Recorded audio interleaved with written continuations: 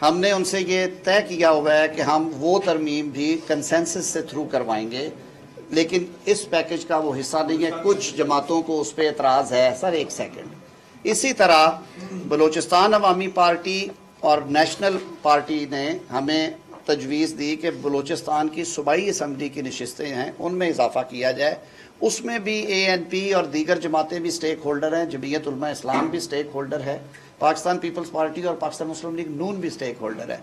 उनसे भी हमारा ये वादा है कि जो जैसे मुत्तहिदा कौमी मूवमेंट का मुसवदा है, इसी तरह उनका भी है। ये अब अगले फेज़ में इंशाअल्लाह वल अज़ीज़ ये चीज़ें ज़ेरे गौर आएंगी और हम इन पे कंसेंसस करवाने में कामयाब होंगे। एक खातून अभी आखिरी खातून से कर लें।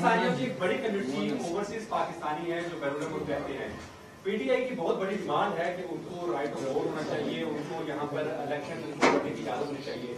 क्या 26 विकास में ये नुकता शामिल है या उसको निकाल दिया? इस पे कंसेंसस इसलिए नहीं हो सका कि बहुत सारी सियासी जमातों को एतराज़ था कि दुनिया भर की जमहूरियतों में जो अपनी शहरियत है उसी पे इलेक्शन होता है, राइट ऑफ वोट उनका है, लेकिन हमने उसे ड्रॉप नहीं किया। ये जो चीज़ें सेकंड फेज में गई हैं लार्जर कंसेंसस डेवलप करने के लिए, और हमें उम्मीद है कि इस पे PTI भी और दीगर जमातें भी शामिल होंगी। आखिरी जी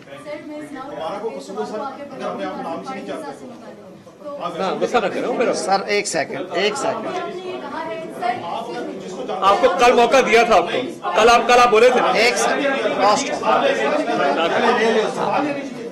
मेरा सुना।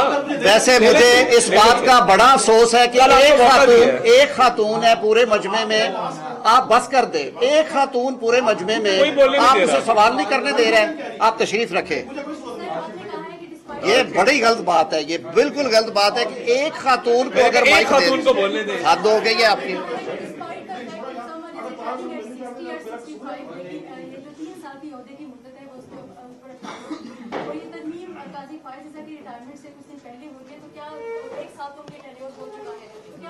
नहीं, मैंने बड़ी वजाहत से अर्ज की है, मैं समझाने में शायद नाकाम रहा हूँ।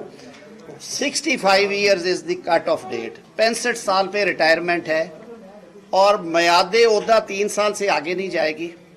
अगर आप 1.25 साल से चीफ जस्टिस हैं और आप 65 साल के हो गए तो आगे पहले की तरह रिटायरमेंट हो जाएगी। लेकिन रिवर्स ऑर्डर में अगर आप 64 साल के हैं और आपके 3 साल पूरे हो गए हैं तो आपकी रिटायरमेंट हो जाएगी। इस कॉन्स्टिट्यूशनल बिल नहीं, बहुत शुक्रिया। नहीं, ये नहीं। वज़ीर कानून गुफ्तगू कर रहे थे, उन्होंने कहा कि आईनी बेंच सुप्रीम कोर्ट के मौजूदा जजेस से ही बनेगा। 12 रुकनी कमेटी 2/3 अक्सरियत के साथ चीफ जस्टिस का नाम भेजेगी। चीफ जस्टिस की रिटायरमेंट की उम्र 65 साल ही होगी। चीफ जस्टिस की मुद्दत मुलाजमत 3 साल मुकर्रर होगी।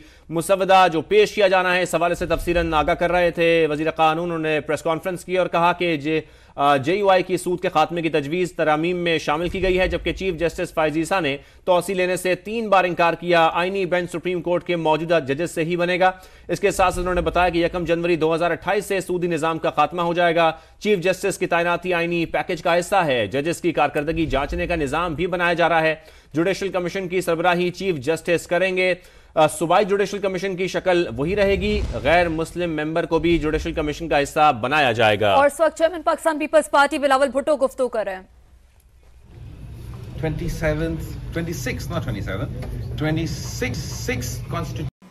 बुनियादी हकूक में शामिल कर रहा है इन फैक्ट्स को। Every person shall be entitled to a clean, healthy and sustainable environment.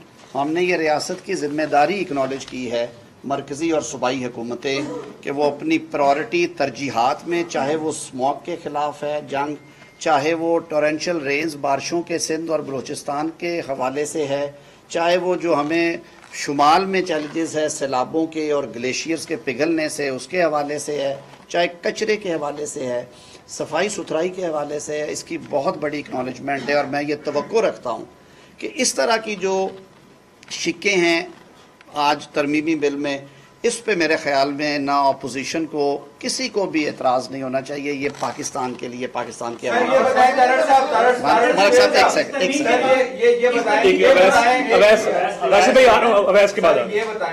कि एक बहुत से सवाल जो है वो उठ रहे हैं। एक जो चीज वादे करते हैं कि फौजी जासूस से मुतालिक जो है उससे बता दीजिए कुछ अमेंडमेंट हो रही है और क्या तमाम इस को जो सिविल केसेस है उस तरफ मुंतकिल होंगे। और सेकेंडली ये बताएं कि सेनेट में आप पेश करेंगे और कौमी असेंबली में कौन पेश करेगा, इसका भी फैसला होगा। देखिए, जो तय किया चेयरमैन बिलावल भुट्टो साहब ने वो ये था कि जो मुतफिका ड्राफ्ट है वो पेश किया जाएगा, और आज उन्होंने ये इजाज़त दी कि जो उसमें जमीयत उलमा इस्लाम की तरफ से जो तजावीज़ हैं मनोवान उसी सूरत में वो पेश करेंगे, और जो तयशुदा ड्राफ्ट है उसकी रिमेनिंग जो है ड्राफ्ट सेनेट में वो हुकूमत पेश करेगी। कौमी असम्बली में ये बिलावल भुट्टो जरदारी साहब जब ये बिल पास होता है तो वो इसको थ्रू करवाएंगे इंशाअल्लाह उल अज़ीज़, और ये आपको नज़र आएगा कि सारी जमातों का कंसेंसस यहाँ पे नजर आएगा। राशिद भाई राशिद भाई उसके बाद मैं इधर आता हूँ, सुनारा साहब फिर आपके पास आता हूँ। काका साहब ठीक है, नहीं आप देखें, ये बड़ा ऑफेंसिव आपने सवाल किया है। ये मेरे ख्याल में प्रोफेशनली भी बड़ा बहुत ही मैं कहता हूँ लाइन से आगे जाने वाली है। 12 रुकनी कमेटी जिसमें अपोजिशन भी है, हुकूमत भी है, 2/3 के साथ नए चीफ जस्टिस का फर्स्ट सीनियर मोस्ट जो 3 जजेज हैं उनमें से करेगा। मेरे ख्याल में इससे ज़्यादा नेक नीति, इससे ज़्यादा शफाफियत, इससे ज़्यादा क्लैरिटी नहीं है। अगर ये सारे मिल के कर देते हैं फैसला तो मेरे ख्याल में उस पर एतराज़ नहीं होना चाहिए। और आपका बेंच का जो तश्कील मैंने एक्सप्लेन किया है वो हुकूमतें नहीं करेंगी, वो चीफ जस्टिस पाकिस्तान की सरबराही में जो जुडिशल कमीशन ऑफ पाकिस्तान है उसकी नॉमिनेशन सुप्रीम कोर्ट के लिए और हाई कोर्ट्स के लिए, अगर हाई कोर्ट्स में किसी स्टेज पे बनते हैं वो ही करेंगे। जी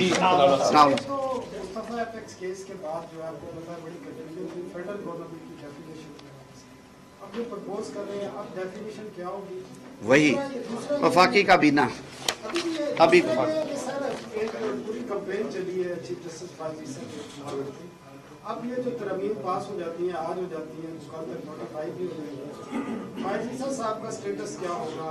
क्योंकि ये भी अभी भी ये मैं अर्ज कर देता हूँ। फाइज ईसा नहीं सर, उसकी भी उम्र क्योंकि 65 साल है, आईनी बेंच सुप्रीम कोर्ट के अंदर से बनेगा जो एग्जिस्टिंग जजेस हैं, और उसकी रिटायरिंग एज भी 65 साल है। मैं 5 दफ़ा ये ऑन रिकॉर्ड कह चुका हूँ, और ये बात मैं हल्फन कह रहा हूँ कि मुझे चीफ जस्टिस पाकिस्तान ने पिछले 6 माह में 3 मुख्तलिफ मीटिंग्स में बारहा कहा कि अगर आप कोई ऐसी तरमीम लाना चाहते हैं जिससे उम्र की हद में इजाफा होगा, मैं उसका हिस्सा नहीं हूँ। औरंगजेब बस ये आखिरी सवाल है।